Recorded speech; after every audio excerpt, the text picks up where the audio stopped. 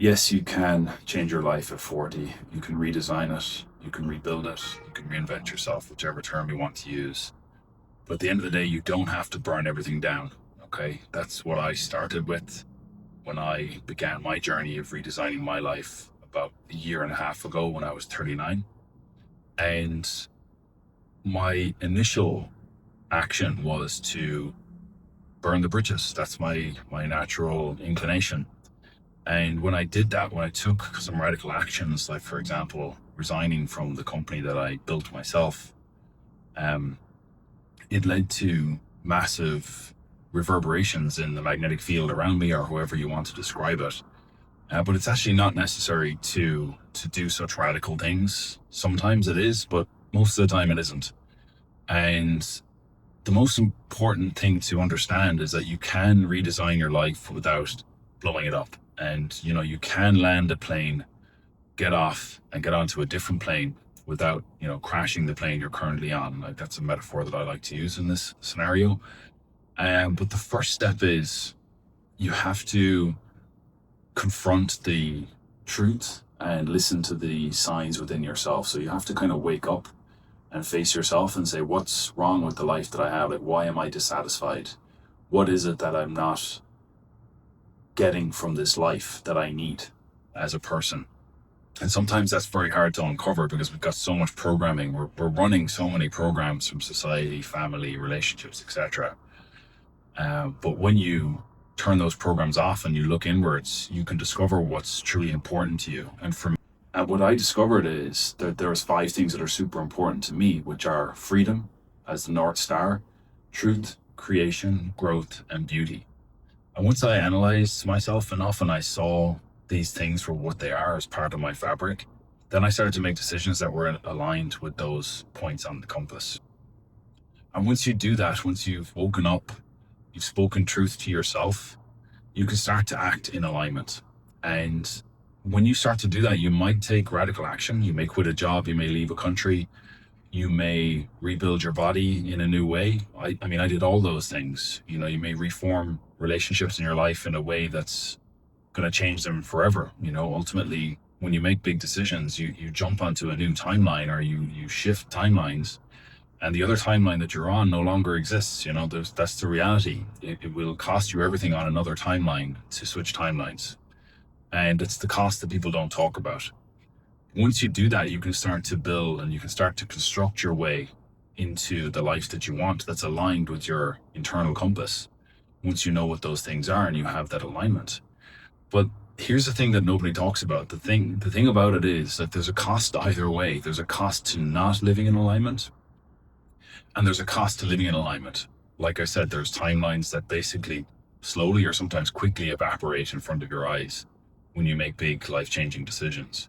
And what I'm here to share with you is that, there is going to be grief for lost timelines, but there's also a lot of beauty and joy in following the path that's most aligned to you.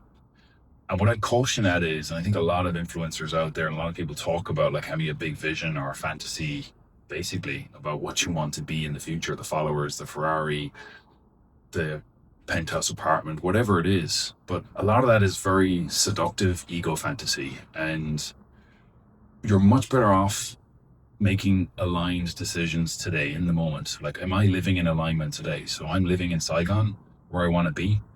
I've got my body back to where I want it to be. I lost about 55 pounds from where I was at the peak of COVID when I was, stress eating. I was still training. I've always been training. I'm big into fitness.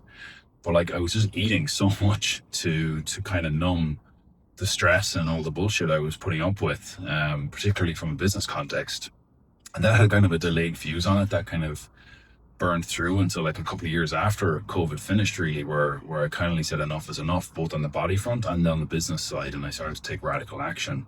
And that was my call to do that. But I'm not saying it's what everybody should do. You can redesign your life room by room, family, relationships, job, direction of travel broadly. Are you living in the country you want to live in? Are you the person who's going to sacrifice in a life, a kind of more standardized life at home with a family or whatever? Or are you going to be the person who lives the adventurous life? Because they both have an upside and they both have a cost, long-term and short-term. And Once you get into that frame of mind, you can start to construct consciously what you want to live in, the life you want to live in. But here's the recent discovery that I've made, that the construction part is also quite alluring. Like, I'm a builder by nature and I love to jump from project to project. A harder thing is the presence to stay and inhabit the life that you're in. Okay, so you might have built a body, or you might have built a business or family or whatever it is. Like, actually inhabiting that life consciously can be a very difficult thing to do for a lot of like type A kind of alpha male builder entrepreneurial archetypes, because we're always seeking the next thing, to do.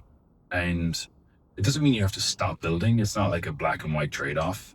But at the end of the day, you do need to learn to inhabit the life you're in. And for me right now, that's taking a walk in the morning by the river, doing my morning grounding, going to the gym, saying my prayers, having meaningful conversations with people, doing this content for you guys. It's a very important thing to me. I'm putting a lot of effort into that because it's kind of like a culmination of my own experience. And I hope it's valuable for other people out there, because I've done a lot personally in the last couple of years. I've been through a lot of transformations in my life, from army to, business to tech, my body, recovering from back surgery, broken leg, recovering from various things during my army career, and setbacks, personal injuries and otherwise. So I feel like I know what I'm talking about a little bit here, and I can caution against some of the traps. But the big thing I've discovered recently at this phase of my life is the inhabitation principle. You have to learn to inhabit the life you're in. Like, I could even feel it recently that I wanted to change my body. Like, I've gotten into great shape. I'm single digit percentage body fat. I'm probably bigger than I've ever been. I'm 41 years old. I don't do TRT, no steroids, no bullshit. Just really good dialed in diet and natural supplementation. And it just seems like the sky's the limit for me. I keep getting stronger and keep this physique in shape. But I found myself the other day going, I kind of want to get back to like a runner's physique, because I used to do a lot of running. I did an Ironman a few years ago. I was like, maybe I'll like lose like a stone or 2 stone or 20 pounds, 30 pounds of muscle and get back to a runner's physique. And I was like, John, what are you talking about? Like, you just enjoy the body you have now, at least for a while, before you go building the new one. So I guess there's phases to all this. There's phases to transformation, and knowing them up front is really important. And they are basically wake up. That's the first step. If you have something that's making you feel uneasy with your life, like, wake up to that. Then speak truth to yourself, first of all, like uncover the truth. Then start to act in alignment across, where you live, your relationships, your job, whatever it is. Then build the life you actually want, construction. From there, once you actually get to the construction phase, you need to step into inhabitation, enjoy what you've built, be present in the moment, or even as you're building, be present, inhabit the building site and enjoy it, enjoy the noise and the dust and whatever else, because it's part of the bigger alignment that you fought so hard for. But the big part in the middle of all of that, or kind of, I suppose, a foundation to all of it, is cost. Okay, everything has a cost. Leaving has a cost, not leaving has a cost. Staying in the job has a cost, starting a new business has a cost. Building new relationships, new businesses has a cost, versus staying with the one you have. And you have to decide, for me, the cost of not finding out, of doing what I'm doing now, living in Southeast Asia, making this content, was just too much for me to bear than staying put at my hometown. And that's the honest truth. The cost of not finding out was too high. So I needed to act and find out. And I feel like maybe a lot of other men feel that way too, that they're willing to kind of risk all of a certain timeline, risk everything on a timeline to find out the truth of themselves, and to find out their potential, to find out the things they can do, to be the adventure seeker. But ultimately, as I said, you do have to learn to also inhabit that existence, inhabit that life choice, that timeline, and enjoy it day to day in the moment. So that's what I'll wrap up with. Don't forget that you can redesign your life. You don't need to blow it up, although in some cases you may need to blow up parts of it, and I had to do that. Ultimately, it didn't end up being the plane crash that it could have been, and I found a kind of a middle ground forward, which is working for me right now.